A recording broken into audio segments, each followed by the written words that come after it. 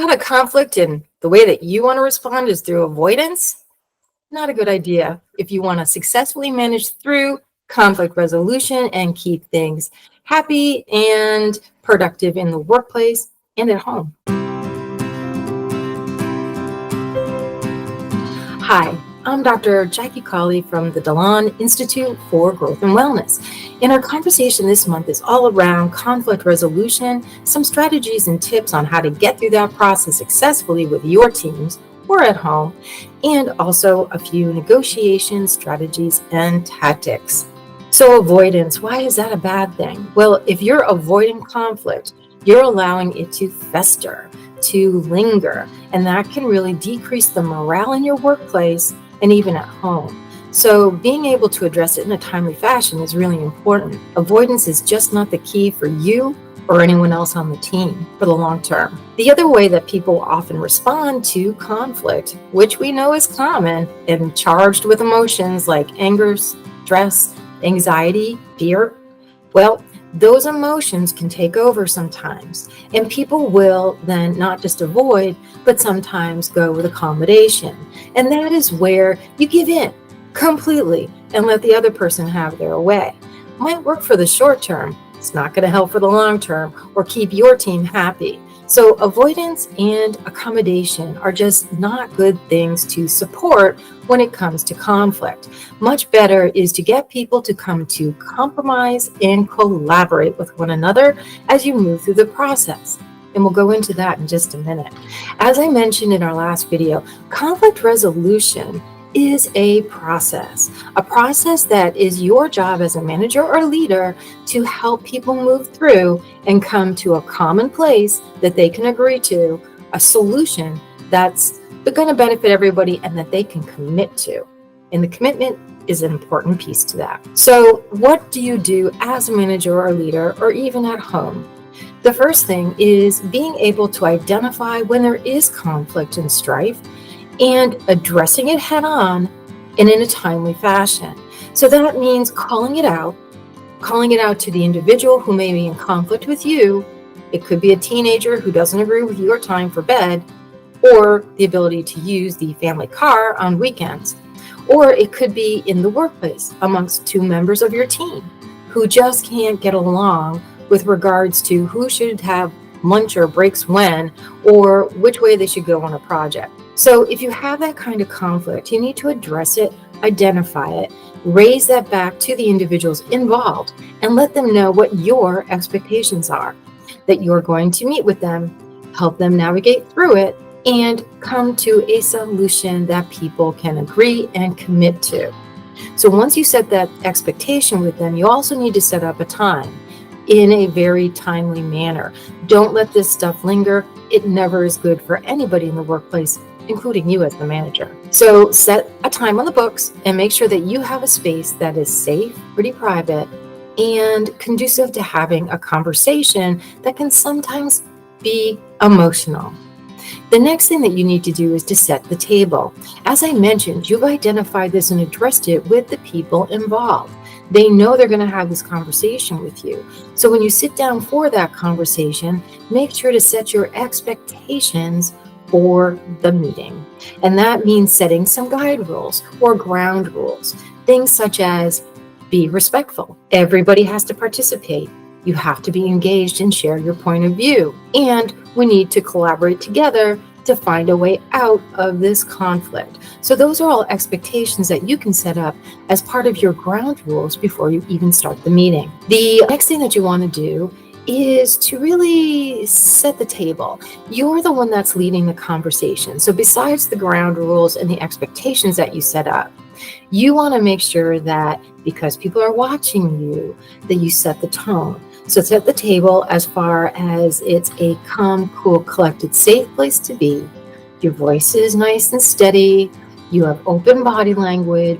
You're actively listening so that people will feel that you're there, that they are safe, and that you're present for them. You want everybody's willingness and attention too. So make sure that there's no cell phones or tablets close by or laptops that are open that people can be focused on instead of being present and engaged in the conversation. The next thing that you want to do is get it all on the table.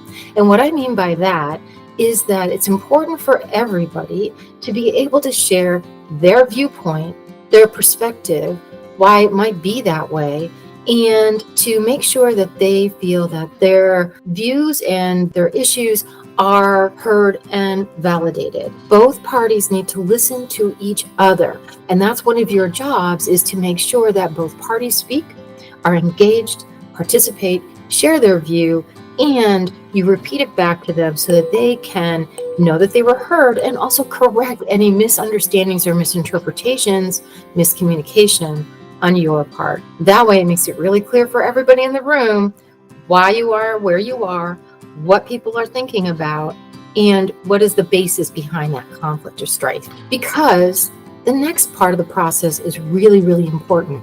And that's where you help those people engaged in this conversation who are in conflict with one another to find shared understanding and places where they can agree. That's right, they may disagree about a few things, but most people can agree on a lot when you put it on the table. And that's why it's important to get everything on the table so that you can repeat it back and help to demonstrate where there are similar interests, similar ideas, or just common ground, right? So for an example, in healthcare, it makes it really easy for us to get some common ground.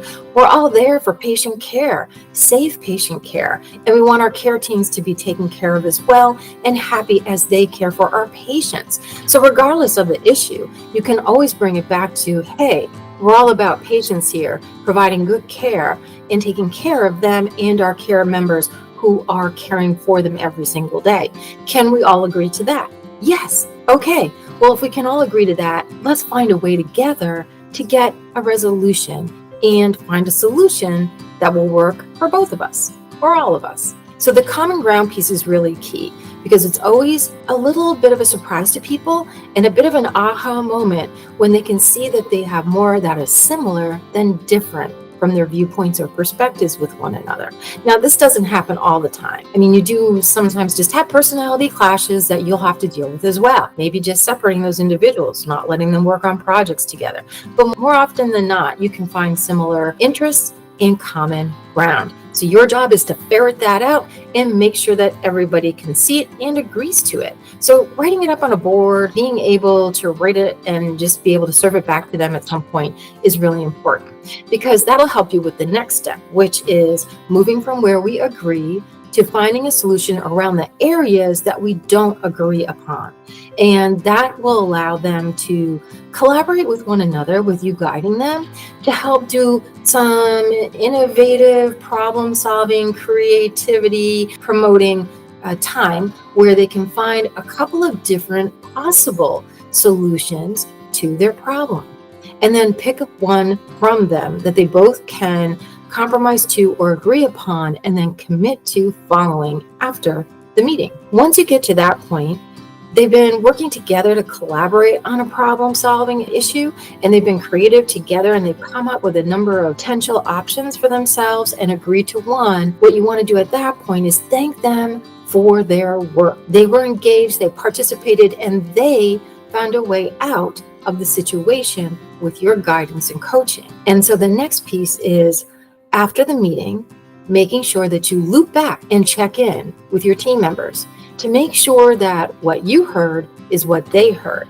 Keep it in writing. It's always a good idea to send it via email or a text, something that you have that can demonstrate to the person you heard, and this is what you understood the meeting concluded with.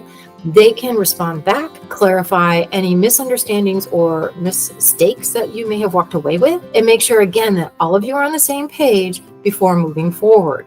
That's going to be important because you can then be able to point to that piece of paper that gets printed off or to something in your computer's email system that says, we all agreed to this, right?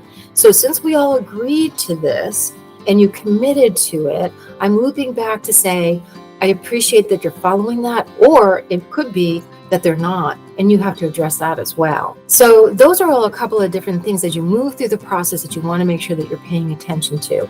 And each time emotions start to escalate, your job is to settle everybody down. That's where patience and emotional intelligence and just good communication skills come into hand for that.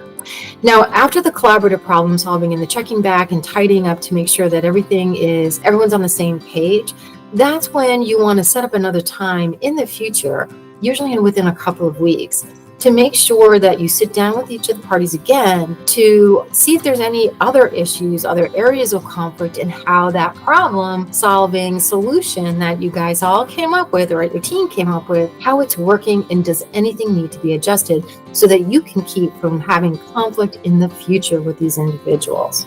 Now you may say, well, Jackie, gosh, when I'm going through that process with people, isn't that more around negotiation? Gotta admit that negotiation is very related to conflict resolution.